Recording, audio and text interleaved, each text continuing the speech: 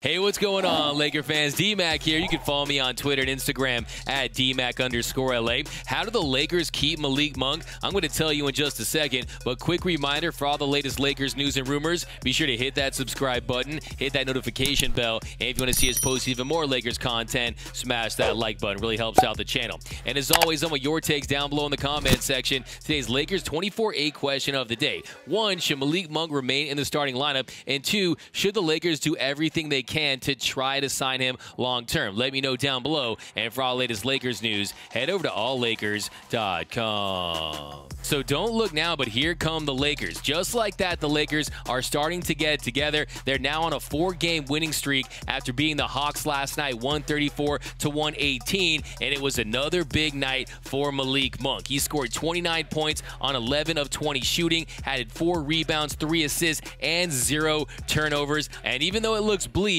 I'm going to tell you how the Lakers can keep Malik in just a second. But first, Monk spoke to reporters after last night's win, and he talked about how he's been able to have so much success since entering the Lakers starting lineup.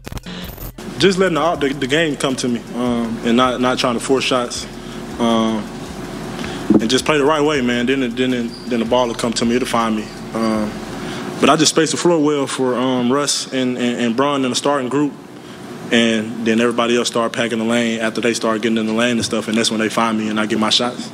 So what you just said, man, we trusting each other and we just making the right play instead of trying to force it and make it ourselves. Not just one guy, everybody. And we're just making the right play, man, and trusting our teammates.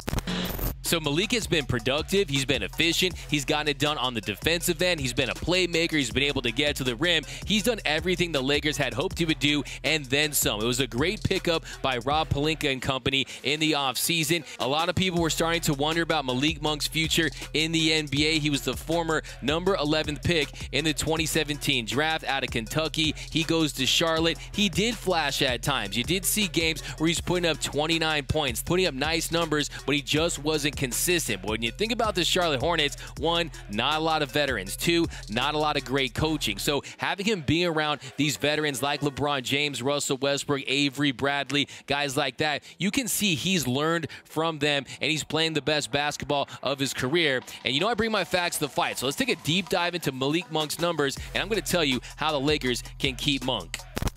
This season, Malik Monk is averaging 12.1 points per game, 2.8 rebounds, 2.4 assists on 48.1% shooting from the field and 39.7% shooting from beyond the arc on 5.4 attempts. But since he entered the starting lineup, he's averaging 22.2 points per game, 2.8 boards, 2 assists, 1 steal, 1 block, under 1 turnover a game at 0.8. He's shooting 55.4% from the field, 49% from beyond the arc, and 89.5% from the charity stripe. And the Lakers in that stretch. Now the big question Laker fans have is, how do you keep Malik Monk in purple and gold? Because he signed that 1-year veteran minimum deal at $1.789 million.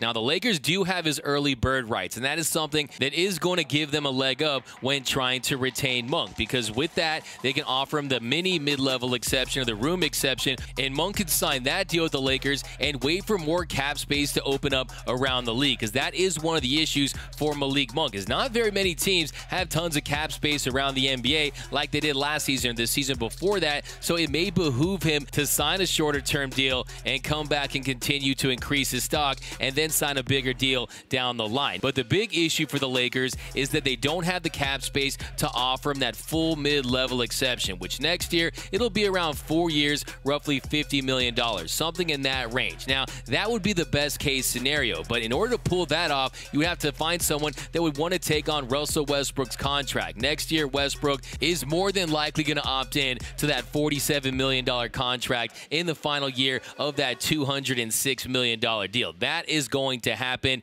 That's just a formality at this point, and you know the Lakers are not intent on trading Anthony Davis. We know they won't trade LeBron James, so they could get very complicated. There could be a way to free up some space, but I think the best case scenario for the Lakers is if you can get him to sign a shorter term deal for next season, and then Westbrook's contract comes off the books, and then you'll have his full bird rights, and then you can sign him to that full mid-level exception, 4 years, $50+ million. So it's not going to be easy, but if the Lakers want him and he wants to be on the Lakers, they can potentially find a way. Like I said, the path to re-signing Monk is going to be difficult, but it is not impossible. Now, I think the big thing, too, is not a lot of teams around the league, like I said, have tons of cap space. Look at last season. Lonzo Ball signs a 4-year, $85 million deal with the Chicago Bulls. If that kind of money was available to Monk, maybe he could get a contract in that territory. But if you're Monk, it's not over yet. You still have to produce consistently for the rest of this season, and we'll see how he fares in the playoffs. Because if he can put up 20-point games in the playoffs and be efficient and provide a lift like he has in the regular season, and then teams are going to find a way to get the cash to sign Malik Monk. But you got to love it. He bet on himself, and if he keeps this up, he's going to get a nice bag. So credit to Malik Monk and the vision that he had for his career. And I guess if you're Laker fans, enjoy him for now, because the chances of re-signing Monk are not very good. But like I said, nothing's impossible. It can happen. But let me know down below in the comments section. 1,